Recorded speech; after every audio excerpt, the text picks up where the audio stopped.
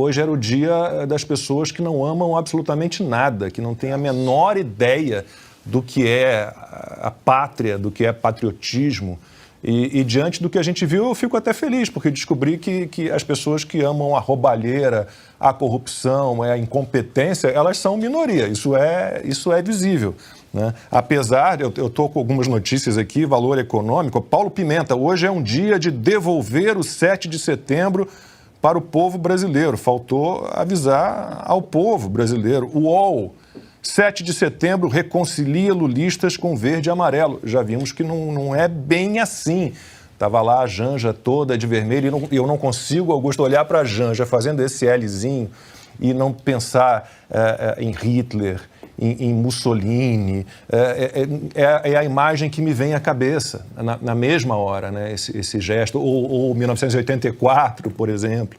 Né? Então, hoje não era um dia de comemorar, não havia nada para comemorar, a não ser que você queira comemorar o fim das liberdades, né? Que você queira comemorar o fim do direito de propriedade, que você queira comemorar 400 mil empresas, né, que se perderam. A gente perdeu mais de 400 mil empresas só no primeiro semestre do ano. Então, era uma festa contra, digamos assim, os empreendedores fascistas, né, contra os fascistas do agronegócio.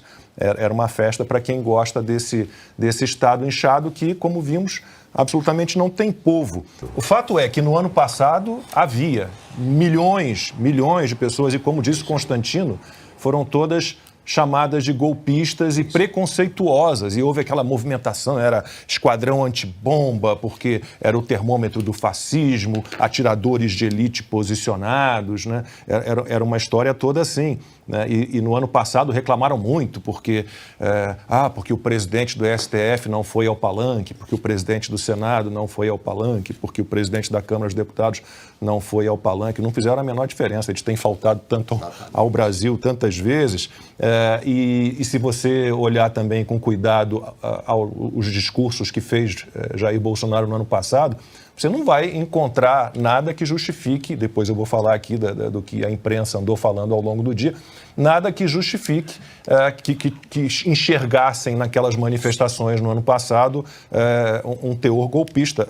A mensagem do Bolsonaro no 7 de setembro do ano passado foi muito clara. A Constituição será cumprida, e foi um escândalo danado. Como é que um presidente diz que as leis serão cumpridas? Os discursos dele, voltem aos discursos dele do ano passado, foram em defesa da liberdade contra aqueles que defendem bandidos. A praia de Copacabana tinha tanta gente no 7 de setembro do ano passado quanto normalmente reúne nas festas de Ano Novo. Então, tinha ali em torno de 2 milhões, ninguém falou sobre isso.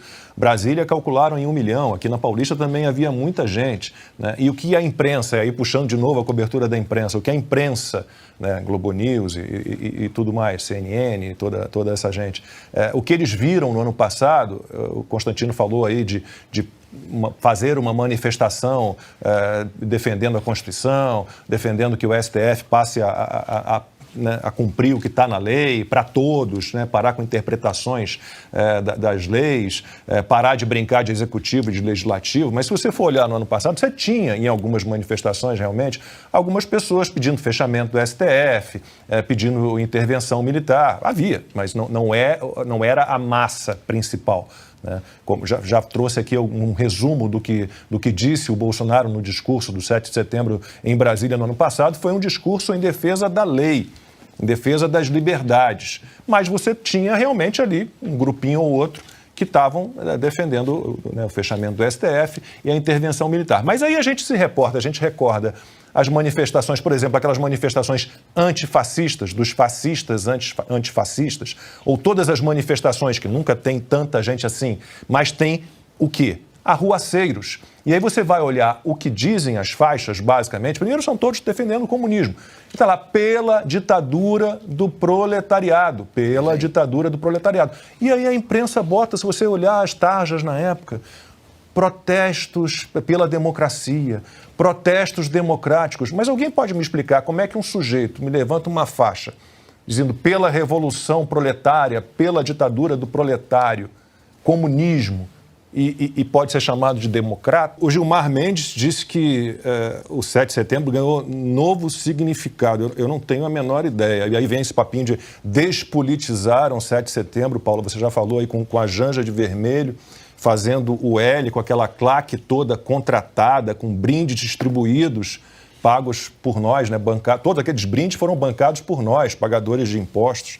E como assim o 7 de setembro foi politizado nos 2 últimos anos? Por que foi politizado? Porque os apoiadores do Jair Bolsonaro resolveram ocupar as ruas, ir para as ruas, não só para dar apoio a ele, mas para defender a liberdade, o cumprimento das leis, para declarar seu amor ao Brasil. E aí vem esse papinho que também está embutido aí nessa publicação, nesse tweet do Gilmar Mendes, de que o Bolsonaro sequestrou o 7 de setembro. Como assim? Como assim?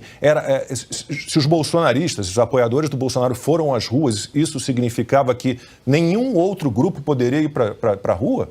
Ué, a Constituição diz que você pode fazer a manifestação que você quiser, desde que você não ocupe um espaço, né, reservado já para um outro grupo. Então, não foram para as ruas porque não quiseram no ano passado e no ano retrasado. O Bolsonaro não sequestrou absolutamente nada. Absolutamente nada. E aí, respondendo à pergunta, acho que não sei se tem um novo significado, mas o que ficou claro, né, nesse 7 de setembro, o que esse 7 de setembro representou, é que a gente tem aí a tentativa de imposição de uma ideia única, de uma opinião única, né, do debate extirpado, do debate interditado.